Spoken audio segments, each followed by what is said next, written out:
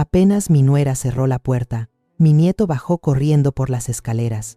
Su respiración era un silbido roto, y sus ojos, grandes, parecían de otro niño. Abuela, tenemos que escapar de aquí ya. Yo quedé inmóvil, con la taza de café aún en la mano. El vapor subía despacio, y por un momento creí que no había escuchado bien. Pero él repitió, con una urgencia que me heló el alma. No pregunté más. Tomé mi bolso, unas fotos, el rosario que siempre guardaba en el cajón, y salimos. El portón se cerró con un golpe seco detrás de nosotros. El cielo de Guadalajara tenía ese tono violeta que anuncia tormenta. Llovía a lo lejos, y el viento traía el olor a pan recién hecho de la panadería de la esquina. Subimos a un taxi sin decir palabra. Durante el camino, mi nieto no dejaba de mirar por la ventana. Su manita temblaba sobre la mía. El teléfono vibraba sin parar en mi bolso. Era Camila. Camila, mi nuera. No contesté. Algo en mi pecho me decía que aquella llamada no era de preocupación, era de control. El niño solo murmuró, abuela, no regreses nunca. Llegamos a un pequeño hotel en el centro. La recepcionista nos miró con curiosidad. Yo debía parecer una mujer perdida, con el cabello revuelto y la mirada clavada en un punto fijo. Subimos a la habitación. El silencio era tan espeso que se escuchaba el tic-tac del reloj viejo de la pared. Me senté en la cama. Mi nieto se acurrucó a mi lado. Le acaricié el cabello, intentando entender. ¿Por qué huir de mi propia casa? ¿Por qué ese miedo en su voz? Él no habló al principio, solo miraba sus manos. Hasta que finalmente dijo, con voz bajita, abuela, mamá ha estado haciendo cosas raras. Vi que echaba algo en la sopa. Papá se lo come, pero tú no. Sentí que el aire me faltaba. Me quedé quieta, sin saber si creer o no. Camila siempre había sido amable, respetuosa, aunque un poco distante. Desde que murió mi esposo, ella me decía que debía descansar, que ya había hecho suficiente por la familia. Pero también había empezado a decidir sobre todo. La comida, las cuentas, las llaves. Esa noche no dormí. El teléfono volvió a sonar. 1, 2, 3 veces. Hasta que dejé que se apagara solo. Miré por la ventana. Las luces de la ciudad titilaban como pequeños fuegos. Y yo, por primera vez, tuve miedo en mi propia piel. A la mañana siguiente, preparé café con mis propias manos, en la pequeña cocina del hotel. El aroma me recordó los días antiguos, cuando mi hijo era niño, cuando la casa era mía, no de ella. Mi nieto dibujaba en silencio. Yo lo observaba y me di cuenta de algo. Él no era un niño que imaginaba, era un niño que recordaba. Al mediodía, el teléfono volvió a vibrar. Esta vez, un mensaje. Decía, solo hablemos, no malinterpretes lo que viste. No respondí. Guardé el teléfono en la bolsa y miré a Emilio. Sus ojos se llenaron de lágrimas. Abuela, por favor, no regreses. La voz del niño sonaba tan frágil que sentí un escalofrío. Quise creer que todo era un error, una exageración, un malentendido de un corazón infantil, pero algo me decía que el miedo de un niño nunca miente. Esa tarde, mientras el sol caía sobre los techos color terracota, decidí que debía entender la verdad, no por mí, sino por mi hijo, por Andrés, por el hombre que una vez me prometió que su casa sería también mi refugio. Mire mis manos. Ya no eran las de una madre joven, ni las de una mujer fuerte. Eran manos viejas, cansadas, pero aún capaces de sostener la verdad. Respiré hondo. Sabía que debía regresar, no a vivir, sino a mirar, a entender qué había detrás de esos ojos tan dulces de mi nuera, detrás de sus gestos de cuidado, de su voz pausada. Y mientras me preparaba para volver a aquella casa que una vez fue mi hogar, sentí algo dentro de mí encenderse. No era rabia, era instinto, el instinto de una madre que presiente la tormenta antes que nadie. Cerré los ojos un momento. El silencio me habló más fuerte que cualquier palabra. Y entonces comprendí. Esa noche, no era mi nieto quien me había salvado, era el destino. Pensé que la traición era algo que se sentía una sola vez en la vida, pero la vida, cruel como es, siempre encuentra una forma distinta de romperte. Volvimos a la casa 2 días después. Camila nos recibió en la puerta, con una sonrisa ensayada, la mirada serena, como si nada hubiera pasado. Dijo que todo había sido un malentendido, que Emilio se había asustado por un simple error. La observé sans decir palabra. Sus manos, impecables como siempre, temblaban apenas. Dentro, todo olía igual, pero algo estaba distinto. El aire se sentía más pesado. En la cocina, sobre la mesa, había flores nuevas, y en el estante, los retratos de mi esposo ya no estaban. Solo una foto de Camila, mi hijo y Emilio. Yo había desaparecido de su historia. Andrés bajó del cuarto. Tenía el rostro pálido, los ojos rojos. Me abrazó sin fuerza. Dijo que había estado trabajando demasiado y que Camila solo quería paz. Paz, repetía él, una palabra que me dolía, porque nunca había sonado tan vacía. Esa noche, mientras todos dormían, fui a la cocina. El reloj marcaba la medianoche. En la oscuridad, vi a Camila sacar una llave de su bolsillo y abrir un pequeño cajón del mueble que siempre decía estar vacío. Tomó algo, un sobre blanco, y lo guardó en su bolso.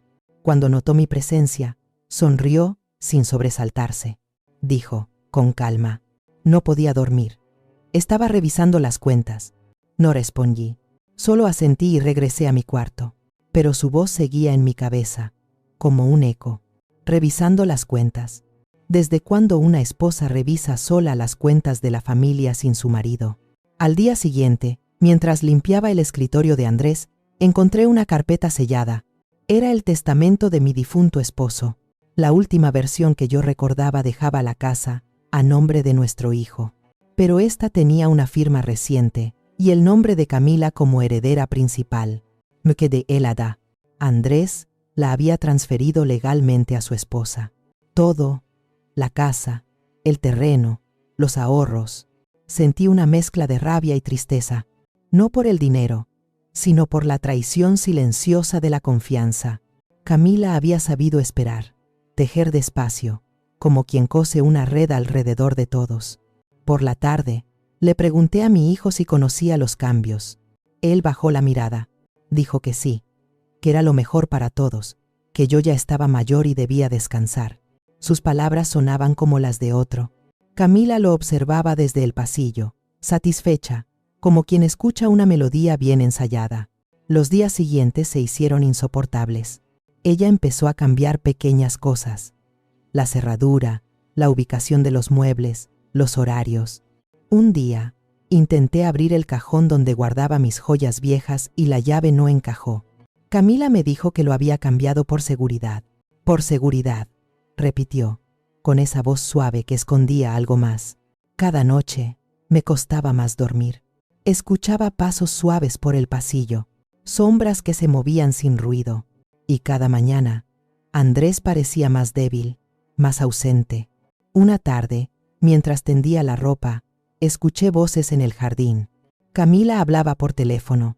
No pude oírlo todo, solo una frase que me hizo temblar. Ya está hecho. Nadie sospechará. Mi corazón se detuvo. Me escondí detrás del muro, esperando escuchar más, pero el viento se llevó el resto de sus palabras. Volví adentro, sin entender del todo, pero con la certeza de que algo oscuro estaba ocurriendo. Esa noche, Andrés no cenó. Dijo que se sentía mal del estómago. Camila insistió en prepararle una infusión. Yo la observé de lejos. Sus movimientos eran suaves, casi rituales. Cuando le sirvió la taza, el olor me pareció extraño.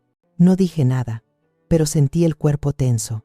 Él bebió un sorbo, luego otro.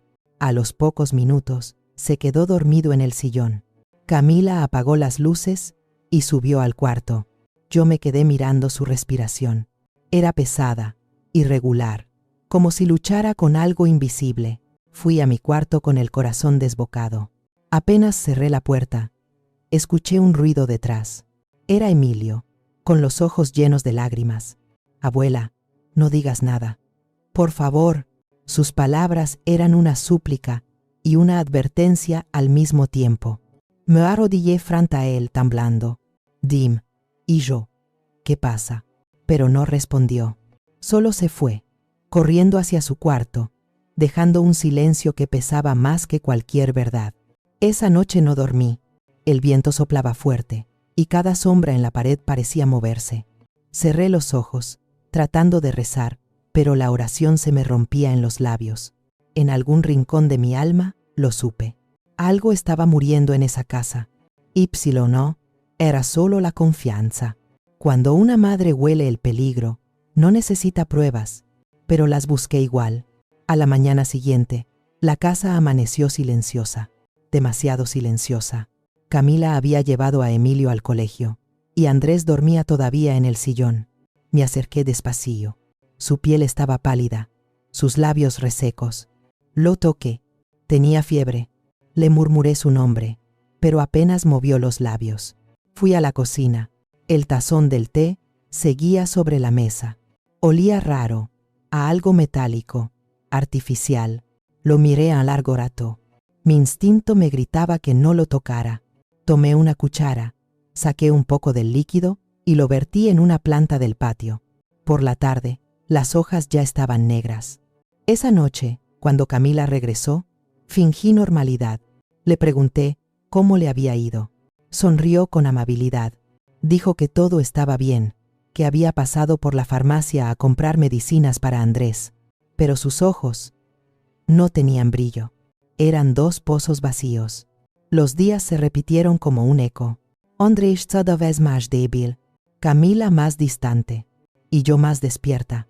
Una tarde, mientras limpiaba la habitación, vi el bolso de Camila sobre la cama.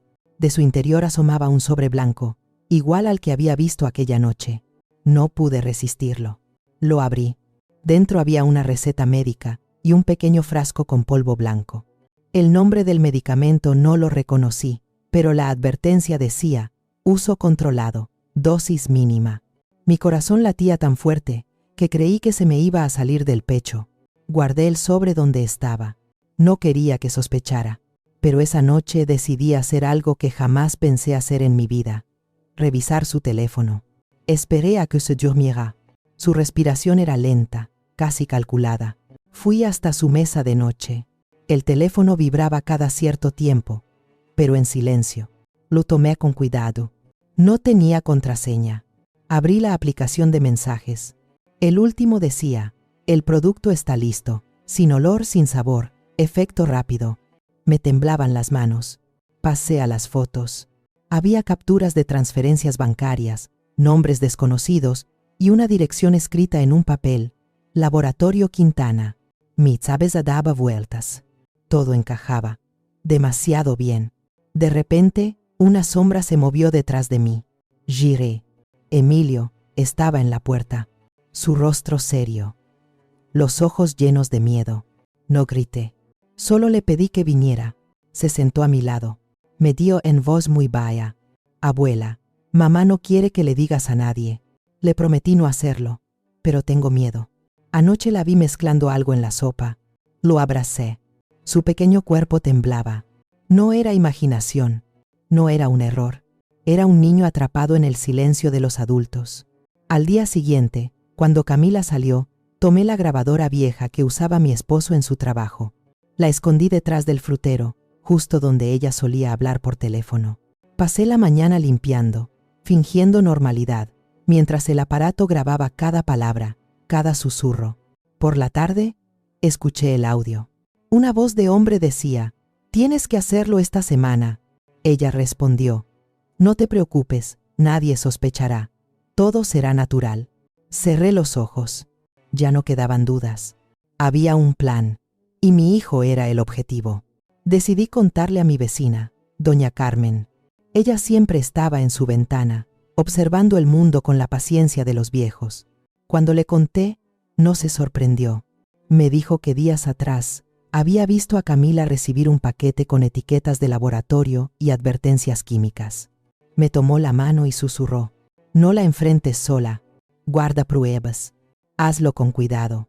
Esa noche apenas respiré. Revisé cada rincón de la casa. En la alacena encontré otro frasco pequeño, con el mismo polvo blanco. Lo guardé en mi bolso junto con la grabación y el sobre del medicamento. Sabía que debía buscar ayuda, pero también sabía que si la enfrentaba directamente, podía ser demasiado tarde. Pasé horas pensando, hasta que el sonido de pasos me sacó del pensamiento. Camila entró sin aviso. Me miró fijo. Preguntó si había visto un frasco con sus suplementos. Negué con la cabeza. Sonrió. Una sonrisa tan fría que me dolió. Dijo que debía salir un momento y que no preparara la cena, que ella se encargaría. Cuando salió, el silencio se volvió insoportable. Emilio bajó las escaleras, con el teléfono en la mano. Abuela, ven. Su voz temblaba. Me mostró la pantalla. Un mensaje abierto en el móvil de su madre. Esta noche, con una sola cena, todo terminará. Sentí que el mundo se detenía. Miré a mi nieto, tan pequeño, tan valiente. Lo abracé con fuerza. Le susurré al oído que todo estaría bien, aunque no sabía cómo. El sol caía, y la casa se llenaba de una luz anaranjada, tan hermosa como cruel. Era la calma antes de la tormenta. Sabía que esa noche la verdad iba a salir. Y cuando la verdad sale, no hay vuelta atrás. La verdad, cuando sale a la luz, no ilumina, quema. Esa tarde, el cielo estaba cubierto de nubes grises, y el aire olía a lluvia. Camila volvió a casa más tarde de lo habitual. Tenía una expresión tranquila, casi demasiado tranquila. Dejó su bolso sobre la mesa, besó en la frente a Andrés, que apenas podía mantenerse en pie, y me dijo con voz dulce que había preparado algo especial para la cena. Algo para unirnos, dijo. Emilio y yo nos miramos en silencio. Sabíamos. No dijimos nada. Solo esperábamos. La mesa estaba servida con esmero, mantel nuevo, velas encendidas, copas limpias, el aroma de la sopa llenando el aire. Camila sonreía, y en su sonrisa había algo de teatro. Se sentó frente a mí, con esa mirada fija, paciente, calculada. Andrés levantó la cuchara. Su mano temblaba. Yo lo observaba sin respirar. Entonces, de pronto, Emilio se levantó de su silla y gritó con todas sus fuerzas. «Abuela, no comas». El grito rompió la escena como un trueno. Camila se quedó helada.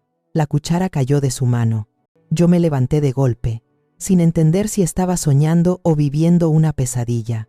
Andrés tosió. Su rostro se volvió pálido, las venas de su cuello tensas.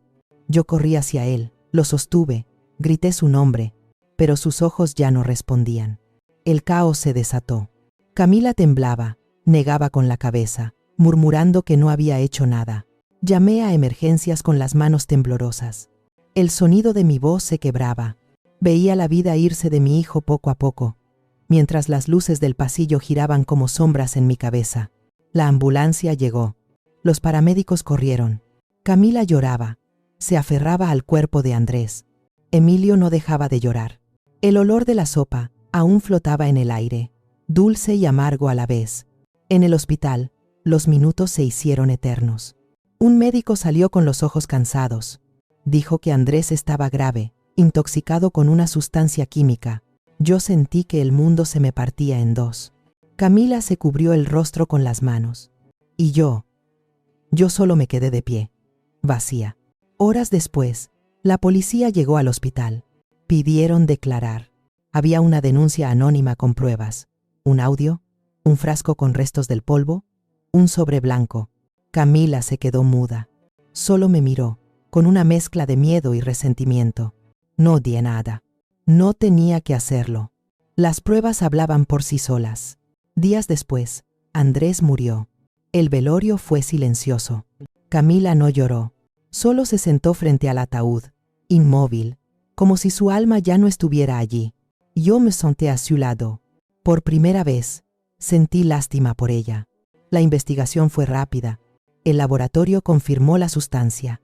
Cianuro, la misma que se había encontrado en la cocina. Camila fue detenida, y el día del juicio, la sala estaba llena. Vecinos, periodistas, curiosos. Todos querían ver el final de aquella historia que parecía sacada de un drama familiar. Me llamaron a testificar. Entré a la sala, con el corazón pesado. Vi a Camila esposada, con el cabello recogido, el rostro sereno. No había rencor en mis palabras, solo cansancio. Dije que no buscaba venganza, que solo quería verdad. El juez escuchó en silencio, mientras la grabación sonaba, la voz de Camila y el hombre del teléfono. Cada palabra era una herida abierta. Cuando llegó su turno, ella pidió hablar. Su voz era baja, apenas audible. Dijo que no había querido matarlo, que solo quería defenderse, que Andrés la maltrataba desde hacía años, que había perdido el control. El público murmuró. Unos lloraban, otros la odiaban. Yo me quedé quieta, sin saber qué sentir. La fiscal pidió la máxima condena. El abogado defensor rogó por compasión. El juez pidió silencio. Y entonces, Camila giró la cabeza hacia mí. Sus ojos, llenos de lágrimas, me buscaron entre la multitud. Dio, perdóneme. El odio me convirtió en lo mismo que temía. No supe si llorar o quedarme de piedra. Sentí que la sala entera se disolvía a mi alrededor. Había esperado justicia, y la justicia llegó, pero sin alivio. La verdad estaba desnuda, y dolía más que la mentira. Camila fue condenada por homicidio involuntario. El juez reconoció su estado mental alterado. La enviaron a un centro de rehabilitación. La prensa habló de redención, de tragedia, de familia rota. Yo solo pensaba en mi nieto, en el niño que había gritado aquella noche, el único que vio todo sin entender nada. Al salir del tribunal, el sol de Guadalajara golpeaba fuerte. El viento me trajo el olor de los árboles, el mismo que sentía cuando mi esposo aún vivía. Cerré los ojos y respiré. Todo había terminado, o al menos eso creí. El día que dictaron la sentencia, sentí alivio, pero no paz. Camila fue trasladada a un centro de rehabilitación. La vi salir rodeada de guardias, cabizbaja, sin lágrimas, sin odio. Su silencio decía más que cualquier palabra, y aunque el mundo pensara que yo había ganado, en realidad, nadie ganó nada. Los días siguientes fueron un desierto. La casa se volvió un eco vacío de voces que ya no existían. Cada rincón me recordaba algo: la risa de mi hijo, los pasos pequeños de Emilio, el olor del café que ya no tenía a quien ofrecer. A veces me sentaba en la cocina, mirando la silla donde Andrés solía leer el periódico. El tiempo no curaba, solo adormecía. Pero la vida, incluso rota, sigue. Tuve que ser fuerte por Emilio. Él se aferraba a mi mano, con la misma inocencia con la que un niño se aferra a la fe. Me preguntó una noche si su mamá volvería. Le dije que sí. Algún día, cuando estuviera bien. No supe si era cierto, pero necesitaba que creyera que el mundo aún tenía esperanza. Nos mudamos lejos de Guadalajara, a un pequeño pueblo cerca de Salamanca. Una casa humilde, con un jardín pequeño y un limonero que apenas empezaba a dar fruto. Allí el aire era distinto, más limpio, menos cargado de recuerdos. Emilio volvió a reír. A veces lo veía correr por el patio, y en su risa encontraba la promesa de una nueva vida. Yo me dedicaba a cuidar las plantas. El primer día sembré albahaca, menta y rosas blancas. Les hablé, como solía hacerlo con mis hijos cuando eran pequeños. Les dije que la tierra también entiende el dolor, pero nunca deja de dar vida. Y mientras el sol caía sobre las hojas, sentí que por fin algo dentro de mí empezaba a sanar. Con el tiempo, recibí una carta. Era de Camila. Decía que en el centro la trataban bien, que había empezado a escribir, a recordar quién era antes del miedo. Decía que entendía el daño, que no pedía perdón para ser libre, sino para dejar de odiarse. Leí sus palabras muchas veces. No las respondí. No por orgullo, sino porque a veces el silencio también es una forma de perdón. Emilio creció con ternura. Nunca olvidó a su padre, pero aprendió a hablar de él sin lágrimas. Yo le conté historias de cuando Andrés era niño, cómo reía, cómo soñaba con construir una casa donde todos fuéramos felices. Y cada vez que terminaba de contarlo, Emilio me abrazaba fuerte y decía que su papá debía estar orgulloso desde el cielo. Una tarde, al caer el sol, me senté en el porche. El viento traía olor a tierra mojada y a pan recién hecho. El mismo olor del día en que todo empezó. Pensé en todo lo vivido, en cómo el amor puede volverse veneno cuando no se cuida, en cómo el silencio puede destruir más que la violencia, y en cómo, a pesar de todo, la dignidad siempre tiene la última palabra. Miré al cielo. Pensé en Camila, en Andrés, en mí misma. Comprendí que no había víctimas puras ni culpables absolutos. Solo seres humanos que se hieren intentando ser amados. El perdón no borra lo vivido, pero limpia el alma para seguir caminando. Yo lo aprendí tarde, entre cenizas y memorias, pero lo aprendí. Ahora cada mañana preparo café y dejo que su aroma llene la casa. No para recordar, sino para empezar, porque la vida, incluso después de la tragedia, siempre ofrece otra oportunidad. Solo hay que tener el valor de aceptarla. Y tú que me escuchas, si hubieras estado en mi lugar, ¿habrías perdonado o habrías callado para siempre? Cuéntame desde qué ciudad me escuchas. Quiero saber hasta dónde llega mi voz. Y si mi historia te conmovió, suscríbete a Historia Diaria, Relatos de la Vida, donde cada verdad, aunque duela, encuentra su justicia y su paz.